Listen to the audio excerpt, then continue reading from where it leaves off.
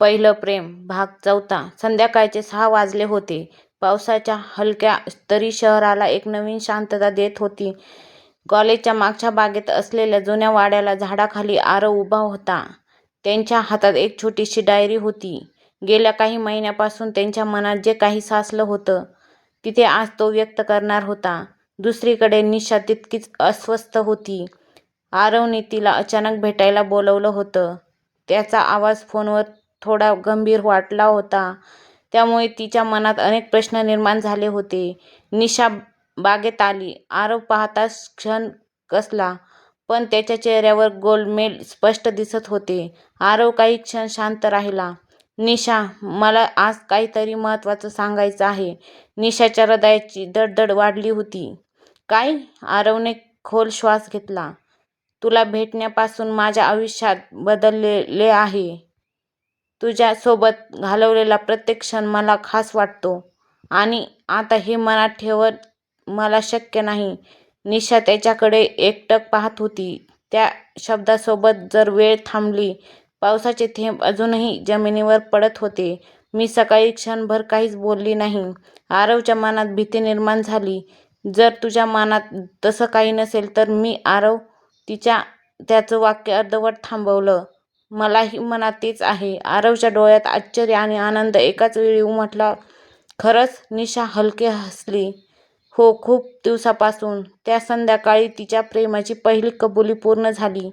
पण प्रत्येक प्रेम कथेप्रमाणे त्याच्या आयुष्यात एक नवं वळण येणार होतं. पुढचे काही दिवस स्वप्नासारखे गेले. दोघेही आनंदात होते.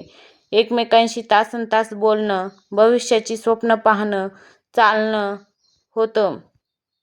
एके दिवशी मात्र निशा खूप शांत दिसत होती. काय झालं? आरवने विचारलं. घरी एक मोठी बातमी आहे. कसली? निशाच्या चेहऱ्यावर चिंता होती.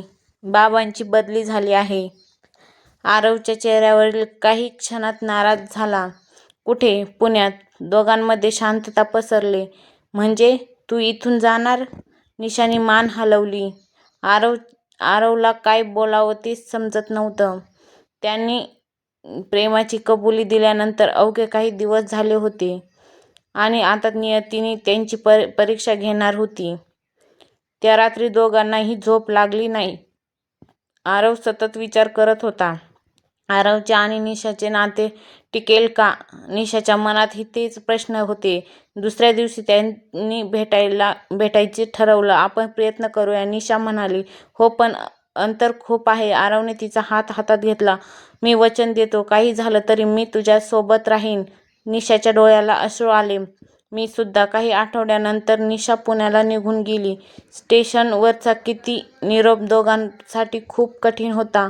गाडी सुटत असताना निशा खिडकीतून आरवकडे पाहत होती. आरवच्या हसण्याचा प्रयत्न करत होता, पण त्याच्या डोळ्यातलं दुःख लपवता येत नव्हतं. गाडी हळूहळू दूर गेली आणि त्यांच्या नात्याला एक नवीन अध्याय सुरू झाला. सुरुवातीला सगळं व्यवस्थित होतं. व्हिडिओ कॉल, मेसेज, रात्री उशिरापर्यंत चालणाऱ्या गप्पा. पण वेळ जसा जसा पुढे गेला तसं बदलत जाऊ लागले. निशा नवीन शहरात रमू लागली. नवीन मित्र, नवीन वातावरण, नवीन जबाबदाऱ्या. आरवलाही स्वतःच्या करिअरमध्ये व्यस्त होत होता. सर्वात जास्त होऊ लागला. गैरसमज वाढू लागले. एक दिवस आरवने फोन केला. निशाने फोन उचलला नाही. पुन्हा केला, परत पुन्हा केला, तरीही उत्तर नाही. रात्री उशिरा तिचा मेसेज आला. सॉरी, खूप व्यस्त होते. आरव नाराज झाला. 2 मिनिटंही नव्हती. त्याचा राग समजला नाही. तू प्रत्येक गोष्टीचा गैरसमज का करतोस? वाद सुरू झाला पहिल्यांदाच आणि तो बराच मोठा झाला. पुढचे काही दिवस दोघेही शांत होते. ना फोन, ना मेसेज, ना गप्पा. प्रेम होतं, पण अहंकारही होता आणि कधीकधी प्रेमापेक्षा अहंकार जास्त मोठा असतो. एक रात्र निशा तिच्या बाल्कनीत उभी होती. तिने फोन हातात घेतला. आरवचा फोटो स्क्रीनवर दिसत होता. तिच्या डोळ्यात पाणी आले. मी खरंच त्याच्यापासून दूर जात आहे का? त्याच वेळी आरव त्याच्या खोलीत बसून तोच विचार करत होता. हे नातं वाचवण्यासाठी मी काय करतोय? अचानक त्याच्या फोनवर कॉल आला. निशा. क्षणभर तो स्क्रीनकडे पाहत राहिला. आणि मग कॉल उचलला. दोघेही काही क्षण काहीच बोलले नाही. शेवटी निशा म्हणाली, मला तुझी खूप आठवण येते. आरवच्या चेहऱ्यावर हलकंसं हास्य उमटलं. मलाही. कधी कधी प्रेम टिकवण्यासाठी मोठ्या गोष्टीची गरज नसते. फक्त एक फोन, एक माफी आणि एकमेकांना समजून घेण्याची तयारी. निशानंही आरवला सांगितलं, माझ्याकडे तुझ्यासाठी एक मोठी बातमी आहे. काय? मी काही दिवसांसाठी परत येत आहे. आरव आनंदाने हसला, पण निशा आवाजात अजूनही गुंतलेली होती. कारण ती बातमी पूर्ण नव्हती आणि त्या अपूर्ण बातमीसोबत त्याच्या आयुष्यात एक नवीन वळण येणार होतं. पुढील भागात.